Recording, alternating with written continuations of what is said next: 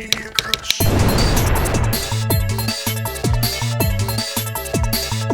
Media Crush. Hi, I'm Craig, I am Jake. and you're watching Media Crush. And today we're going to go over our 5 favorite movies each. And we're going to give you a little introduction about ourselves. Jake, you want to go first? My first film was Jurassic Park, which was about a group of scientists who go on a weekend excursion to a theme park with dinosaurs. I love this film because it's timeless. Even though it's 22 years old, you can really tell that the special effects are first rate. It's 22 years old. Mm-hmm. Oh my. And there's actually a new sequel that just came out this year. Really? Yeah. Oh, Jurassic World. In June. I'm not sure when it's coming out on DVD yet, though. That's a movie where the woman outruns the T-Rex in her high heels, right? Mm-hmm. And was it Chris Pratt? Mm-hmm. Is that his name? Yeah. Yeah. I always felt that in that newer movie there was no chemistry between the two actors. Really? I thought there was. Really? You think? Yeah. The only unbelievable part I thought was the girl with the high heels through the forest. I like the new T-Rex, though. Yeah. And I thought it ended pretty well. So why don't you give us a little bit about yourself? Well, I'm a fourth-year student at Youngstown State University. Mm-hmm. I'm studying journalism. I actually want to be a movie critic.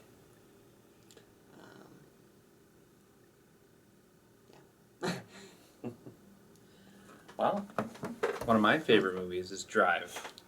It stars Ryan Gosling. One of the things I really like about this movie was the fact that I didn't know anything about it going in. I just went to the theater, and I was like, you know what? Let's just watch a movie I know nothing about, and it really blew me away. I love the soundtrack. I love the action, the gore. And even though I'm saying action and gore, there's really not a lot of in the movie. I mean, it's really...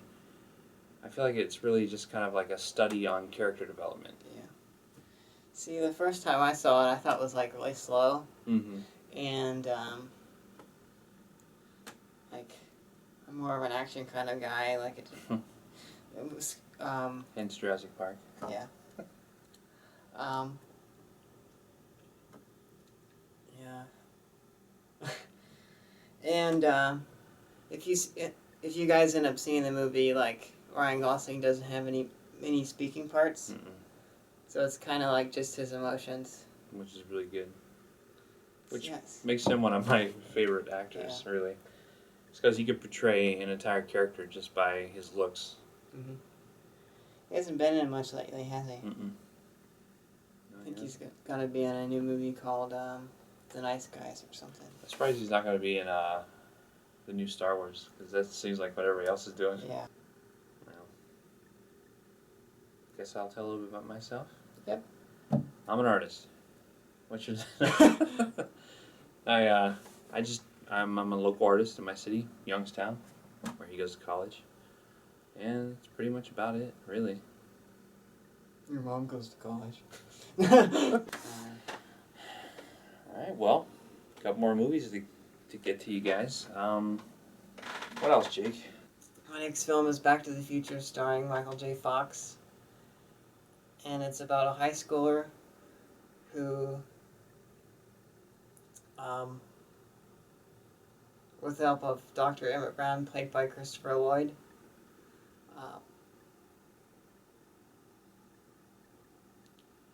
goes back to 1955 in a time machine built out of a DeLorean to save his own future.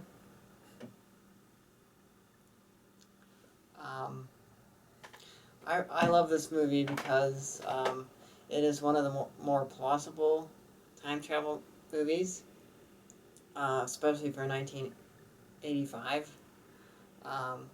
Also, too, if you guys weren't aware, the soundtrack has many hits by Huey Lewis and the News, the song Power of Love, and Back in Time, which is the theme song of the movie. An interesting fact for you guys,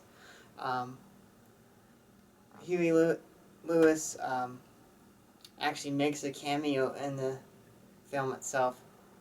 What part does he do? You know that scene where Marty McFly is trying out for the talent show? Yeah. Huey Lewis is actually the teacher that says, "You're just turned on that with a megaphone." Originally, they wanted Michael J. Fox for the role, but he couldn't do it because he was filming his series Family Ties at the same time, Mm-hmm. and so they went with Eric Stoltz, who was like a famous teenage child actor at the time. What else was he in? Do you remember that movie Mask, Mask. where he has like the weird face? Oh yeah, yeah. Yeah, with Cher. So he didn't actually do any scenes. I think he did some scenes. I think it was the scene where they're out by the mall. Mm-hmm. He did that one, and then the scene where they're in Dr. Emmett Brown's house. Mm. He didn't work out, so they hired Michael J. Fox anyway. What they did was they actually filmed most of his scenes at nighttime, so he could film Family Ties during the day. That's a long work day. I know. We're gonna go back a few weeks ago when I saw the movie Cold in July, which was an awesome movie. Like Drive, I didn't know anything about that movie. I was just with my brother-in-law, and we were like, let's watch a movie with Michael C. Hall in it, because we were real big fans of Dexter, so we watched that movie. I was too. Yeah, and he's a great actor in that movie. It's about a break-in, and he ends up killing the guy who breaks in. Spoiler alert, and I was supposed to say it before that. But that movie also caught me off guard. I was really blown away by the acting and how there was no predictable parts in the movie. Mm-hmm. Everything was kind of like a surprise. And what I find unique about it is it's kind of mixes genres. Yeah. Like it's kind of comedy. Well, in the later parts of the movie is comedy. Mm-hmm. But it kind of starts out as like a mystery thriller kind of thing. Yeah. And then kind of morphs into this buddy comedy road trip thing. My next film is from the 80s. It's Uncle Buck. It was released in 1989. And it was directed by John Hughes and stars John Candy.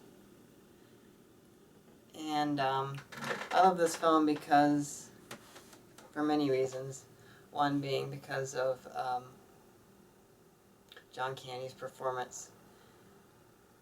He is so good at playing that lovable, slackerish uncle. What the movie's about is an uncle who has to watch his brother's kids for the weekend because their grandfather had a heart attack against the wishes of his wife, because he's kind of like a gambler and goes to boat races and smokes and Because all gamblers bowls and smoke. stuff. He actually says in the movie that he's on the 5-year plan. In 5 years, I'm gonna go to cigars, and then chewing tobacco, and then cigarettes. My favorite John Candy movie is The Great Outdoors. Oh, I love that too. It was a mix-up between those two. Yeah. It's got Dan Aykroyd.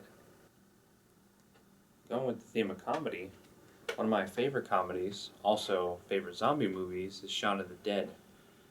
And it has Simon Pegg and Nick Frost. And what I really like about this movie is the blending of horror and comedy. and I like how all the chaos is never really seen. I mean, it's seen, but it's never really in your face. Yeah. Because the whole thing is in a perspective of Simon Pegg's character. I thought that was a really cool thing. And I like how in the theme of George A. Romero movies, it takes place in one location. Like in Night of the Living Dead, it was in that house. Dawn of the Dead was the mall. Yeah. And in Shaun of the Dead, it's all in that bar. So that was cool. I saw it like several years ago, but in the last couple of years, I became quite a Simon Pegg fan. Mm-hmm. So I'll have to revisit some of his older ones. Oh, yeah. My next film's also another comedy, but it's the newest one on my list. It's I Love You Man, starring Paul Rudd and Jason Segel. Paul Rudd plays a real estate agent who is about to get married and realizes that he doesn't have any like real guy friends to be his best man at his wedding. So he goes on a series of hilarious and sometimes awkward mandates.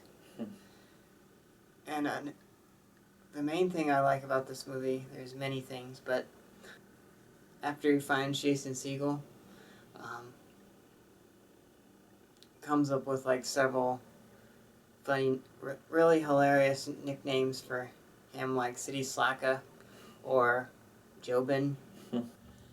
That's kind of like a buddy comedy, like Simon Pegg and Nick Frost. Mm-hmm. Speaking of the awkward mandates, one of my favorite is the guy with the high pitched voice. Right? This is awesome! This is awesome! Yeah! Going back quite a bit, one of Tom Cruise's first couple movies, one of my first favorite fantasy movies of all time, was Legend. And it's basically about a boy and a girl who enters this fantasy land, and something goes wrong. Basically, evil takes over, and they have to overcome that. And I like it because it's such a classic fantasy theme. Just good versus evil. And I love Tim Curry's portrayal of the evil character, Tex-Mex. My last film is from 1962, and it's To Kill a Mockingbird, which is based on the Pulitzer Prize-winning novel of the same name by Harper Lee. It's about an Alabama lawyer during the Depression who takes on the case of an African American. Kind of like a civil rights case Yeah. situation. Mm-hmm. Despite the town's prejudices. My wife told me the book was told in perspective of his daughter. Yeah. The movie is too. Oh, okay. But like it's done in voiceover. Mm-hmm. I love this film because of Gregory Peck's performance. Did you know he actually won an Academy Award for that role? I did not. Um, I never even saw the movie. really, I should've. you should see it. I should watch it. It's an essential. If we're doing our favorite movies, I should watch them. Yeah. It's about single parenthood. It's a coming of age story, and it's about like kind of the loss of innocence. Mm. So, what's your last film, Craig? Well, I'm about to say Looper. I really like the movie Looper. It has Joseph Gordon-Levitt and Bruce Willis. And I like their use of makeup, how they made Joseph Gordon-Levitt look like a younger Bruce Willis. Yeah, I like that too. I like how they subtly added a telekinesis thing in the beginning. Mm-hmm. And it's not till the end you know why it's in there. But I just like how expansive the universe is, even though the focus is on one person. But you still get a whole sense and feel of the world they're living in. Yeah. I thought that was a great thing. I like their performances. One of my favorite scenes, it's a time travel movie. One of my favorite scenes is that they explain how when they're done with their job, they send their future self back. Their job being that they kill bad guys from the future. Or anybody the company sends. There's a company from the future, they send somebody back, and their job is to kill them. Because they can't dispose of bodies in the future or something like that. Yeah. Right?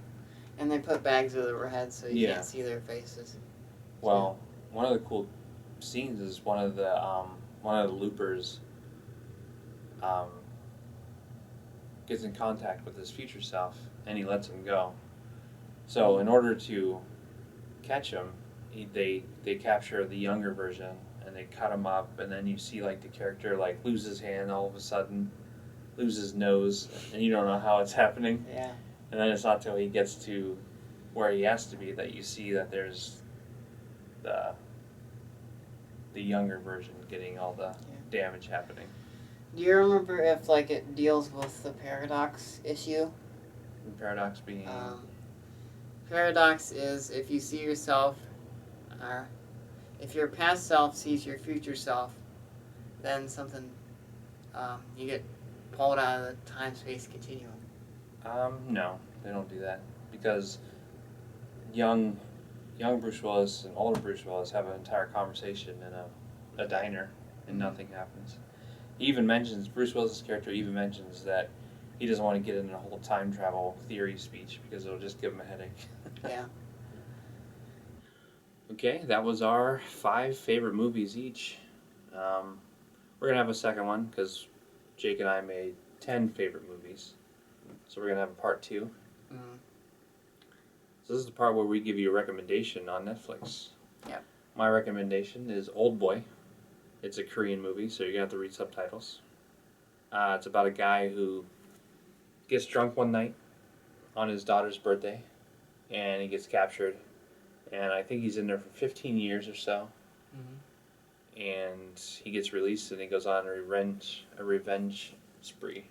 My recommendation is a movie that like didn't really do that well at the box office, but I think it's something you should see.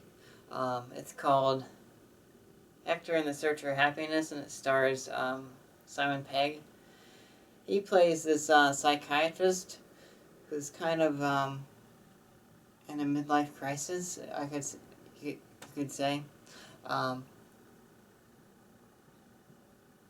And is like tired of listening to his patients complain and whine anymore. So he goes on like a series of adventures to like all these different countries. Like I think he goes to Japan and Africa and one other place. I think Los Angeles. Thanks for watching our... What? Yeah? Okay. I was burping then, so No. that's why. Thanks for watching our first video. Please hit like. It'll help us out. And subscribe. And subscribe. Heck, even share on Facebook if you like. Well, that was your media crush for today. Please tune in for another episode. It's about an Alabama lawyer. It's about a Alabama lawyer. It's about an Alabama lawyer. It's about an Alabama lawyer. It's about an Alabama lawyer. It's about an Alabama lawyer. It's about an Alabama lawyer. It's about a depression.